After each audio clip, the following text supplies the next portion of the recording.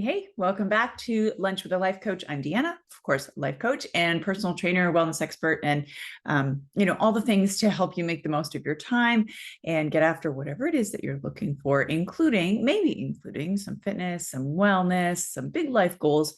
I don't know, but welcome back. So today we are into episode 13, and which also happens to be part 6 of the calendar cleanup method giveaway. So this process, if you've been watching and following along, we are at building a new plan. That's the point that we're at in the calendar cleanup. So this process I've used for a really long time to help myself initially, and then began sharing this with clients and different classes and whatnot, and really saw it take off in terms of how folks are really appreciating and finding really practical tools and tips.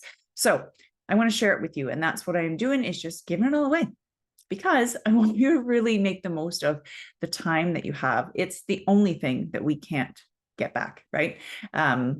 Well, we might also argue we can't get back our health, but we focus on money and things like that so often at the expense of our time. So I really want you to think about, we can always make more money. I want you to think about your time with me today.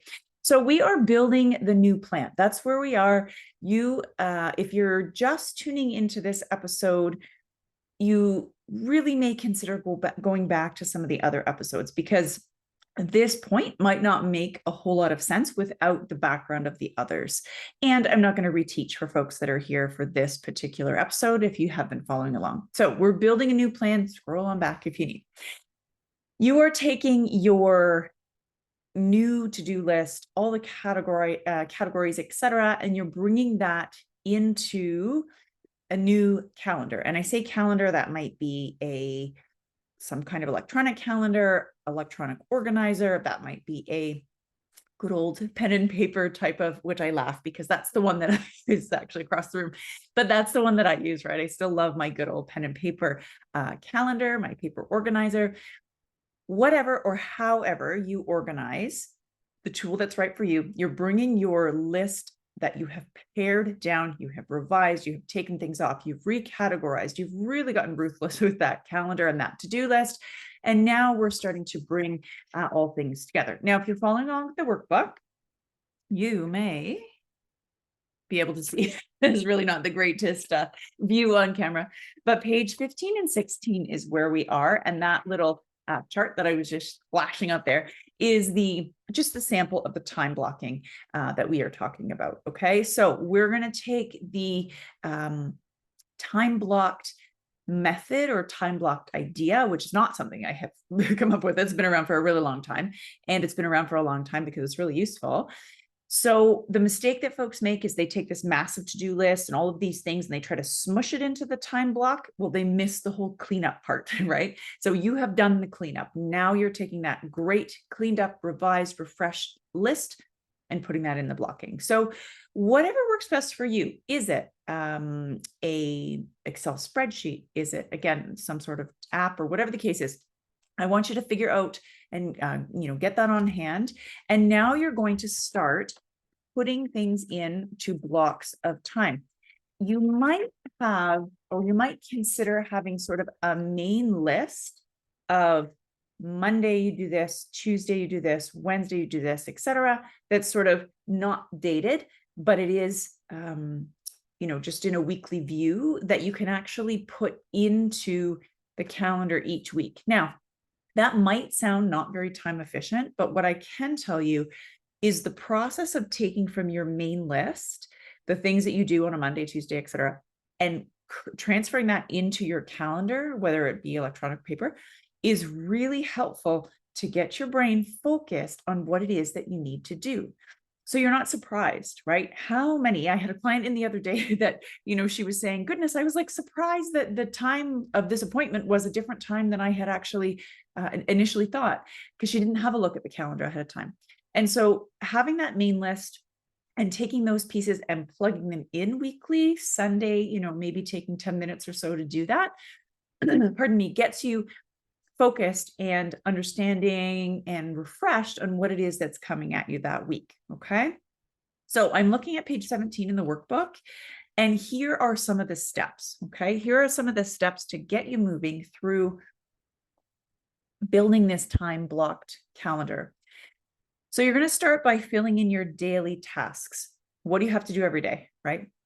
Shower, rest time, workout time, I don't know, get the kids to school, whatever those daily tasks are. And we didn't necessarily, you might not see them on your to-do list because they just happen. Making dinner, for example, like things like that are just there that aren't really negotiable.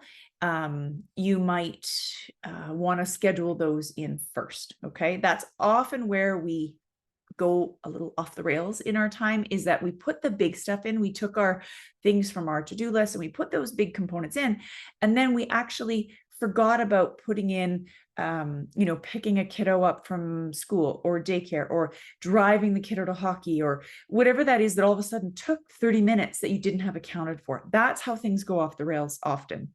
You've got to put the daily stuff. And if you have, let's say, a kid that plays hockey, those schedules, I've been there, those schedules are mayhem. And they also vary. So it's cross-referencing this time blocking process, your daily tasks, as well as what does the weekly schedule look like for kiddos, for in that case, right? If they've got different activities that aren't a regular, Monday at 6 p.m. or whatever the case is. Okay. This is where you've got to take that time to really bring all the puzzle pieces together. So start by putting in your daily tasks. Consider sectioning your day into 3 parts. This was a game changer when I started to do this, to be honest. I used to say Monday I had to do, these things. Tuesday were these things. And then all of a sudden I think, holy moly, it's Monday afternoon. And I would feel, I haven't gotten these things done. I did feel under pressure. That would add a little bit more stress. And it was just this really uncomfortable process that I thought, I don't actually need to be doing this. I don't need to leave an 8-hour time gap to say between 9 and 5, I've got to do these things. If you have a start time and end time that's a little bit more urgent, you'll actually find you get more done. So section your day into, for example, so I section my day 8 a.m. to 12, actually 8 a.m. to 11, because at 11 o'clock, take my dogs for a walk, but 8 a.m. to 11, and then 12 to 6 and 6 onwards, because sometimes I have evening workshops, or, I have a few clients that come in the evening, etc. So it's really to say how could you section into those so that if things start to go a bit off the rails in the morning, in that 8 a.m. to 11, you're a little bit behind or you're a bit ahead, or whatever the case is, right? You get a pause at your interim time, so that 11 or 12, whenever you decide the next part of the day begins, you get a pause there, right? And you have an opportunity to sort of go, okay, where am I? Where do I need to be? What might do a now, never next? What do I take off the calendar, put tomorrow, etc. Okay. So breaking into 3 times. And it's not one of those pieces where you think, oh, this day, I'm just going to kind of let the day go because it seems to be out of control. When you've shifted your mindset to have that morning, afternoon, evening model, then maybe the morning feels a little bit wild and you think, oh my goodness. But at noon, then you get into that mindset of, oh, okay, here's a refresh, here's a restart. I'm restarting at noon and I'm going to make the most of this next 5-hour chunk versus writing off the whole day, throwing my hands up in the air and coming back at it tomorrow, even more behind than I was, right? Some of the other things, make sure you're matching your energy with the tasks. So if you have something where you really need some good mental focus, don't put, and that sort of mid-afternoon is a bit of a time where you feel a little bit sluggish, don't put a really high mental task, a mental focused task in the middle of the afternoon. Put that first thing in the morning as an example. If you are somebody that's ready to go and you're fresh and sharp in the morning, that's when you want those really difficult tasks or those higher demand tasks. Okay. You've got to think about what your energy looks like through the day and how can you match those activities. Be specific. If you are working on social media for your business, for example, as the note in the workbook is, don't say work on social media, because what does that mean? How do you know you have accomplished what you've set out to? That's what I need you to think about. In that time frame, how do I know I've been successful? Did I make 2 social media posts? Did I revamp my entire social media profile. Like those are both options when we're not clear. And how do we know we've been successful? So be specific in what you need out of that time. And you know what? Even apply that to your rest time. So for example, as I mentioned, at 11 o'clock, typically most days, I take my dogs for a walk. What do I want out of that time?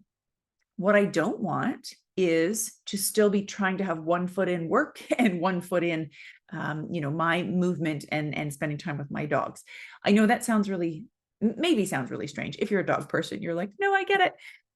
It might sound a little bit strange, but here's what happens. When I totally for half an hour disconnect from work, go outside, fresh air, maybe some sunshine, depending on what that's like, time with pups, I come back refreshed and almost like it's morning time again. I'm a morning person, as you may have guessed.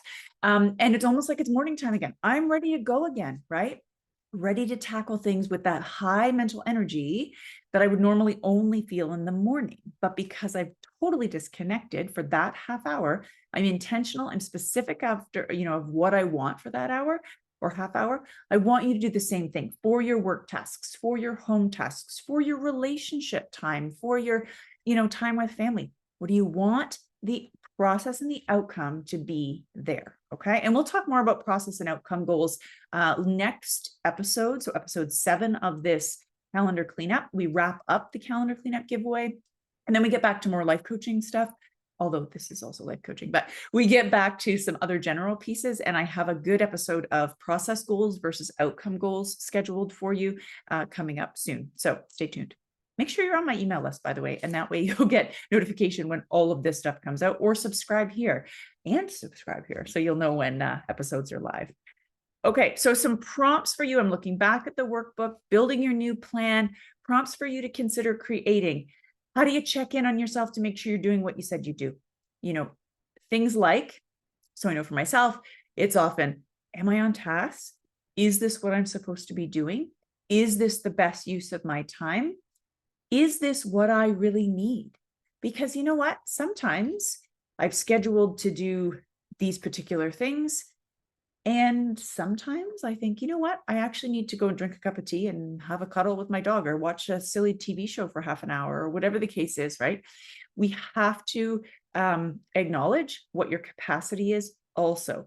And it can't be, well, now I'm signing off for a whole week, because that's not, that's not what we're looking for. We're not looking for the, prioritizing our downtime at the expense of all work things, and vice versa, right? It's that middle ground that we're looking for. How can you honor your capacity to make sure that you're resting and recovering? And how can you keep hustling to get moving forward? Hustle's not a bad word. How can we keep hustling to get to what we're after, right? And how do we prioritize rest time? So both of those things need to happen. Some other notes to consider. Are there any tasks you can delegate? One other question is, who is on your dream team? And what I mean by that, what support do you need? What are you missing? What could you ask for? What are you not asking for? Sometimes we get in this headspace of, goodness, nobody helps me. And can't you see that this needs done and that needs done? And I need this and I need that. And that just, validating that's a really tough place to be. And have you asked for that help? Have you asked for what you needed, right? We want, again, find that middle ground. We need support. We need help, and make sure that you've asked for it. Make sure that you're saying, this is what I need. This is what I don't need to really help move the needle forward. Okay. All right. So get after planning out that new time management plan, that time blocked schedule. When you've got that done, then come on back shortly. The next episode will be out about sort of emergency planning, responding when the things go really off the rails, and what can we do. That will be out soon as well, because that's really important, right? We can have the best laid plans, things still go off the rails. So when we're better prepared, we can respond to emergencies a little bit better. We're going to talk about that next. Okay. Message me if you have any questions, Deanna at DeannaLangfordCoaching.com. We'll see you soon.